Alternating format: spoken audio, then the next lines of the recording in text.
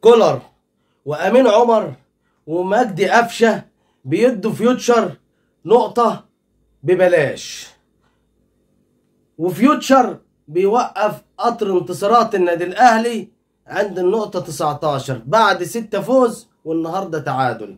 السلام عليكم ورحمة الله وبركاته. يا ريت كل اللي بيشوفنا يدعمنا بلايك واشتراك في القناة فضلا وليس امرا، دعما لحبيبكم سوبر اهلاوي تكرم علينا باشتراك في القناة ولايك على الفيديو.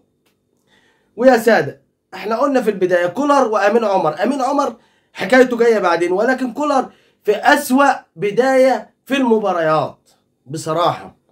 اسوأ بداية واسوأ تغيير. بص، بداية المباراة بالتشكيل الاساسي والتغيير في نظام التشكيل الاساسي، اعرف ان هيبقى في خلل عندك في الفريق. احنا في النادي الاهلي ما تعودناش على ان النادي الاهلي في كل مباراة او اي مدير فني للنادي الاهلي، ده جوزيه قعد كام سنة كان مثبت التشكيل، كان فين وفين لما بيغير علشان خاطر اصابة او ايقاف انذارات او طرد فقط لا غير. لكن انت مش كل مباراة بتغير لي مثلا بالثلاث والاربع لاعبين من القوام الاساسي. النهارده بتبدأ بمحمد شريف وشادي حسين ومجدي قفشه وحسين الشحات. قلنا ماشي وربنا كرم ولعبنا الشوط الاول، ولكن الشوط الاول لما لعبنا وجبنا هدف وفيوتشر مطرود منه لاعب في الدقيقه 20 ويستحق الطرد. ده امين عمر كمان ما كانش عاوز يطرده، امين عمر لولا الفار، لان اول ما شفت الكره قلنا طرد دي من غير فار، لكن هو اداله انذار، لكن الفار خاف من الفار فراح للفار، هي فيها طرد رسمي. من الدقيقه 20 عمر كمال عبد الواحد يطرد، ماشي كده فيوتشر بيلعب من الدقيقه 20 او الدقيقه 21 ناقص لاعب.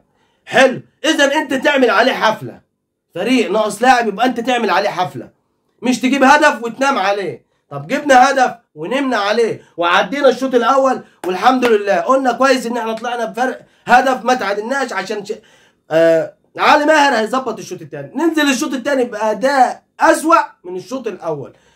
بص، قله تمريرات، بطء في التمريرات، حاجه ضايعه خالص. يعني انا كان نفسي اعرف الشوط الثاني كولر كمان متاخر ليه في تغييراته، تأخير جامد جدا. مدير فني بيتأخر للتغييرات يا جماعة، في تأخير، في مدير فني بالشكل دوت يلعب لحد ما يجي فيك التعادل، لولا اتغير لحد الدقيقة 80 سايب محمد مجدي قفشه وسايب محمد شريف وسايب مثلا، احنا مش بنتكلم، ولكن كان المفروض اللعيبة دي تتغير من بدري تطلع من بين الشوطين، انزل غير الدقيقة 65 غير التغيير الثاني، الدقيقة 85، لكن انت مش قاعد لي لحد الدقيقة 80 لحد ما جه فينا الجون وقاعد تضحك بره ماشي واعصابك باردة خالص. يا عم كولر، احنا اشدنا بيك، لكن ما اطمناش قوي ليك، لان قلنا مش هنحكم عليك دلوقتي، لان دي مباراة فيوتشر، دي مباراة لا تقبل القسم على 2،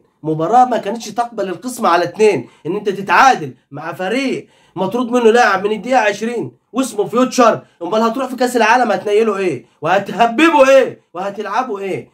ماشي. ومحمد مجدي قفشه اللي ما لعبش ولا كوره توحد ربنا طول المباراه ومخليه لحد الدقيقه 90. انا نفسي اعرف مين اللي اجرم الجرم ومين اللي اصر ان هو يعكنن على جمهور النادي الاهلي بالكامل ويخلي محمد مجدي قفشه يلعب ضربه الجزاء. والله والله والله اقسم بالله، ومحمد مجدي قفشه بيلعب الكوره قبل ما يلعب كوره، قبل ما يشوط الكوره قلت ان دي هتضيع رسمي، لانه اساسا لاعب مستواه في المباراه كله، في المباراه كلها من بدايه الشوط الاول من بدايه المباراه لحد نهايته، ومحمد مجدي قفشه صفر في كل حاجه، في الدفاع وفي يا راجل ده دخل منطقه الجزاء في الشوط الاول ومعاه 3 لاعبين، وفي الاخر بعد ما عداهم بدل ما يشوط يجيب جون بيرمي نفسه عشان ياخد ضربه جزاء.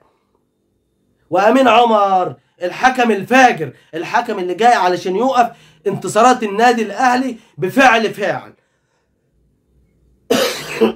امين عمر جاي النهارده مخصوص بعد ما حكم الاسبوع الثالث مباراه الاهلي والداخليه وظلم كريم فؤاد في هدف خامس وجاب وحسب هدف الفاول اللي كان المفروض فاول على الداخليه، حسبوا هدف للداخليه. جاي النهارده علشان يظلم الاهلي رسمي. والله رسمي. ما يغركوش ان احنا في الدقيقه 90 اتحسب لنا ضربه جزاء، دي رسمي كانت ضربه جزاء، ولكن الاهلي في الشوط الاول ليه ضربه جزاء، ضربه جزاء دون الرجوع للفار اصلا، ما كانش اساسا يستدعى ان هو يروح للفار.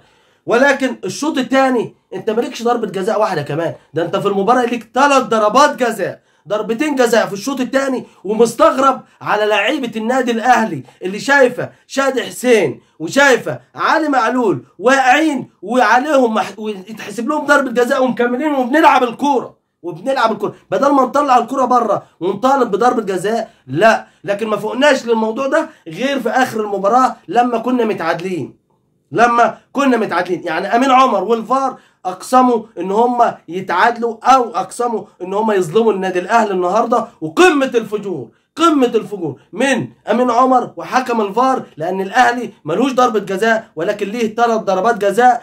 وكمان كان في فاولات وانذارات كتيره قوي على فريق فيوتشر، ولكن ما احتسبتش من الدقيقه 3 لحد نهايه المباراه، وكله كان في ضياع. امين عمر جاي النهارده علشان كان هيفسد على النادي الاهلي مباراته ويحكم زي ما هو قايل له بالظبط، ولكن كل الشغل اللي كان بيعمله. لكن الطرد ده رسمي، لكن انت عاوز ربنا اكرمك بضربه جزاء وطرد في مباراه، ده كتير قوي على النادي الاهلي، ده كتير خالص على النادي الاهلي. وفي الختام يا ساده ما تنسوش الاشتراك في القناه ولايك على الفيديو، والسلام عليكم ورحمه الله وبركاته.